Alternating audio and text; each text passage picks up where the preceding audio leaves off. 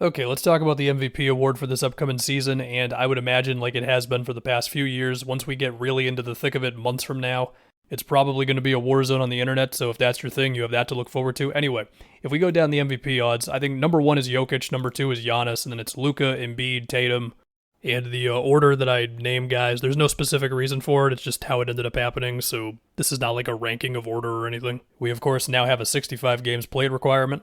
Although sometimes I see a thing that suggests there's a little bit of breathing room there. I don't know. But, I want to start with Embiid because he's the defending MVP and all that stuff. And we recently got a quote from Nick Nurse saying that he wants to play Embiid in more games. And, yeah, I would love to see Joel more.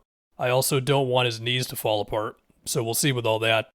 And, of course, they've got, the whole James Harden thing floating over them right now. But I do wonder with Nick Nurse coming in here now as the coach, will he just say, hey, that thing you guys were doing where you get it to Joel around the free throw line, face up, or have Embiid screen for Harden all game pretty much? Let's just keep doing that. Let's lean into it even more, and let's just ask Joel to do even more in our offense. Or does he want to get Maxey some more possessions on the ball, Tobias some as well, perhaps implement some more off-ball stuff, and obviously James Harden's cooperation attitude throughout all this matters. But yeah, it could be a situation if everything goes well where the team's overall offense is better and less predictable, but it also means that Embiid averages a few less points, which perhaps could allow him to put more energy on the defensive side of the floor, maybe beef up that case. If Joel's averaging, 28 a game on super really good efficiency, and then he's also competing for all defense and stuff, that could still be a case for MVP, you know what I mean? But of course, Philly's got a lot of things going on right now. There is also a chance that, what did he do last year? 33 a game? Just do it again, Joel. That's possible too.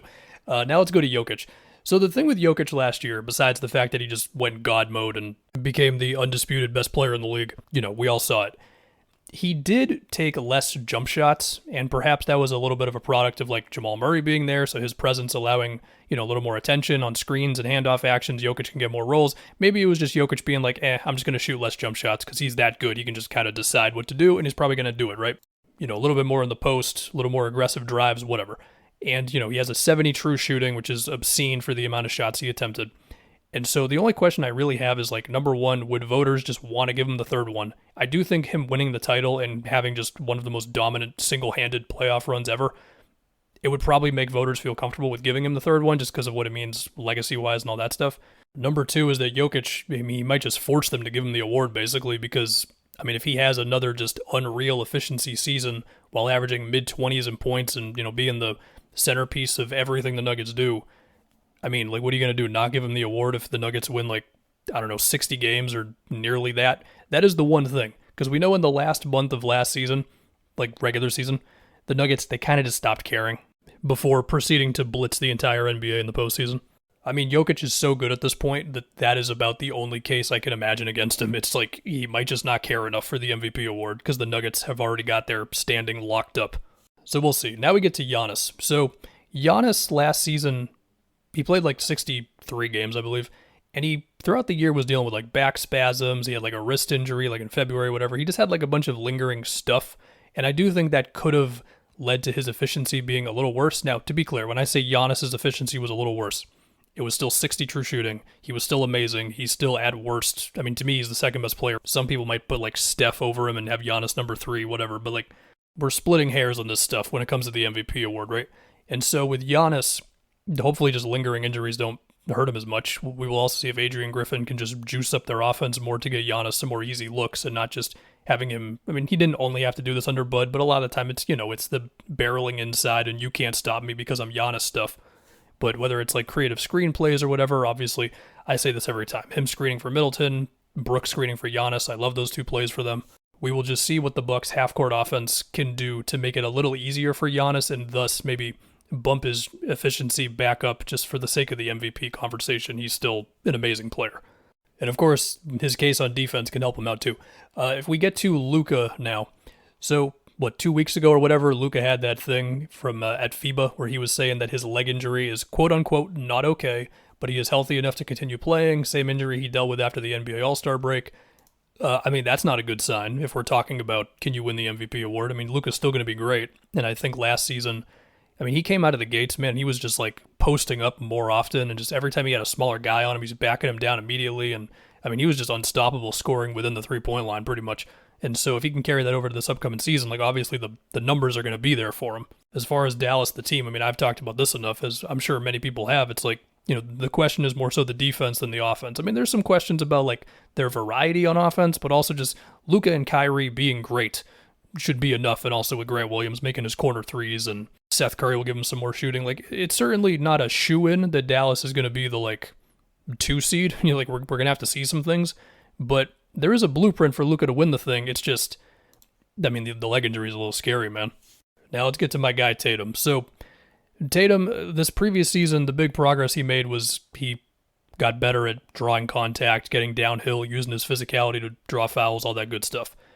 I do wonder with Marcus Smart gone if the Celtics are going to lean even more into Jayson Tatum pick and roll. Although the one thing with that is that the Jayson Tatum Marcus Smart pick and roll was very effective. But I mean, if it's Porzingis screening for Tatum now, like could that juice up Tatum's assist numbers a little bit? I could see it. It's also possible that Missoula will have Tatum flowing a little bit more off ball because that was what they were leaning into a little more at the beginning of last season when the Celtics were just killing everybody pretty much before they fell back down to earth a little bit. However, we have seen that his sidestep 3, which NBA.com will consider a pull-up 3, which is where I'm going to get these numbers from, that shot has been slipping for him the past few years. And I think the last time I talked about this, I was like, I'm not worried about it. And then I took a second look and I was like, maybe I should be worried about this. I know he was better on these shots in the playoffs, and when it goes in, it looks really cool. But like last regular season, he shot 29% on pull-up threes. The year before that, it was like 33. Like that's simply not good enough if you're competing with Jokic and Giannis and Embiid and Luka and other guys that we'll get to when it comes to the MVP award, I mean, and to be clear, he had a 61 true shooting. That is still excellent. We're talking about, I keep saying this, we're talking about the best of the best guys. We're talking about one dude wins the award. You know what I'm saying. Let's talk about Steph next. It would not shock me if Steph just simply didn't hit the 65 games played. I mean, the dude's going to be 35 years old this season. In terms of the on-court stuff, I mean, it's Steph Curry. You don't need me to tell you anything here. I suppose the only thing you wonder is just, how good the Warriors are going to be. And I mean, look, while it was pretty wild to see the age difference in CP and Jordan Poole trade and all that, CP's definitely going to make sure their second unit doesn't suck. And we all know that the Warriors starting 5 last year was among the best in the league, right? Now, there is some thing about is CP going to start. I mean, to me, he should come off the bench, and that's that, and we'll see. But you got that. I think Dario Saric is a good fit for them because he's always had a knack for like screening and just finding like random passes on short rolls and stuff. He can shoot as well, so I think that's a good fit. And look, there's reason to believe the Warriors can be better this upcoming season. But we're also gonna have to see like where Klay's defense is at and stuff. But yeah, I mean, with Steph, it's like the case for him is everything around him and his game's played pretty much to me because we all know what he's gonna do. Next, we go to KD, and we could put Booker and KD in here as well. So for KD, similar to Steph, I could see the 65 games play requirement knocking him out of this. If it doesn't, then, I mean, the thing with KD is like, yeah, his shots at the rim and all that are certainly down from before his Achilles injury, but the dude makes every shot he attempts pretty much, so it's fine. In the case of Booker, I mean, really, the thing with Booker and KD is like, I don't know who's going to lead the Suns in shot attempts. In round 1, Booker shot more than KD. In round 2, it was basically tied, which I'll admit, in my head, I felt like Booker shot a lot more than KD did in that second round, but I guess not. Maybe I'm just thinking like that because Booker had that stretch against the Nuggets where he basically just did not miss a single shot, and he was hitting obscene, just pull-up 2s and pull-up 3s and all of it, right? But yeah, I think for Booker, if you want to try to create a pathway for Booker to win the MVP, which, no, he would not be my prediction, but if you wanted to try to make it, I mean, his efficiency would just have to go to a different level. Because, I mean, you're competing against Jokic, you know what I mean? So, like, I mean, he had a 60 true shooting last year. He'd have to get to, like, 65 at least. And, okay, I mean, I do think Booker's size and strength, just for his position, have always been, like, a little underrated. Not to say that he's, like, Jimmy going through dudes, but it's a little underrated in my opinion. Anyway, he almost got to 7 free throws a game last year. Perhaps that's a sign of something. It's either that or he's going to take what he did in some of those games against the Nuggets and just do it in the whole regular season. Anyway, next we have SGA. So I do know that Shea has been a popular, not obvious MVP pick, and I do see the rationale because he's going to have the green light.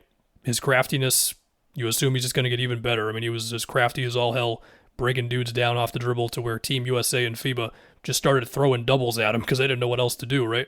And the thing with SGA that does allow him to get his efficiency into kind of the what the hell is going on here stratosphere in a good way, the dude shot basically 11 free throws a game last year, and that's just through all of the the head fakes and pump fakes like around the free throw line. Like that's the image I always have in SGA's in my head about SGA.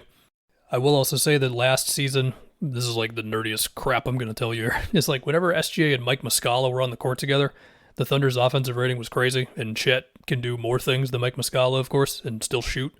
And so, I mean, even if it's just simple pick and pops, pick and rolls, I mean, we'll see where Chet's screen setting gets to. That is important there. But, I mean, if he can be like a bit of a release valve for OKC's offense, which could potentially bump up SGA's assist numbers, like, that could be huge. I mean, when you're talking MVP, a lot of time you just got to start looking at numbers. But one thing with Shea is like, I mentioned the green light earlier, but like J-Dub's probably going to shoot more. He's going to get more possessions this year, right? I mean, you want him to. Like, you don't want SGA to do everything for you.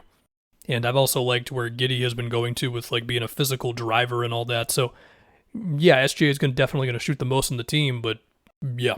Can we talk about the Lakers for a little bit? LeBron or AD? Look, LeBron, I love him. I don't think LeBron's going to win MVP. Between games played, stamina management, he's still going to be great, obviously, but yeah. As far as AD, I mean, obviously there's the fear of missed games and all that. Defensively, if AD can be the defensive player of the year, which, yeah, if he does what he did in the playoffs throughout the whole season, he's probably going to win that. That's certainly going to help his case.